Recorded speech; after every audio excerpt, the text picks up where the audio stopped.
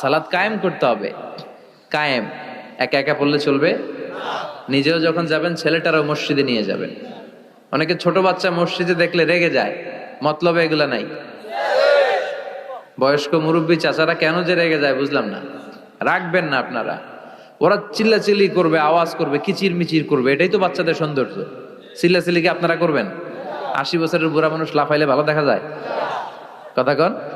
লাফালাফি দৌড়াদৌড়ি করবে ছোট বাচ্চারা, ওরা একজন আরেকজনের কামড় দিবে, ঘুষি মারবে, খামসি মারবে। কথা কন। এটা বাচ্চাদের সৌন্দর্য, এটাই তো পৃথিবীর সৌন্দর্য। আমি পৃথিবীর অনেক দেশে সালাত পড়েছি, বিভিন্ন মসজিদে পিছনে বাচ্চারা চিৎকার চেঁচামেচি করে, কেউ কিছু বলেন। মাঝে মাঝে অথরিটি যায় বলে, এই মা বাবা যারা আসছেন বাচ্চাদেরকে সামলে রাখেন। কিছুক্ষণ সামলে থাকে, আবার চিল্লাচিল্লি শুরু। এটাই সৌন্দর্য, ওরাই তো চিল্লাবে। তুরস্কের বিভিন্ন মসজিদে বড় বড় সাইনবোর্ডে লেখা যে জামাত চলা অবস্থায় যদি পেছনে বাচ্চাদের কিচির মিচিরের আওয়াজ শুনতে না পান তাহলে নেক্সট জেনারেশনের ব্যাপারে ভয়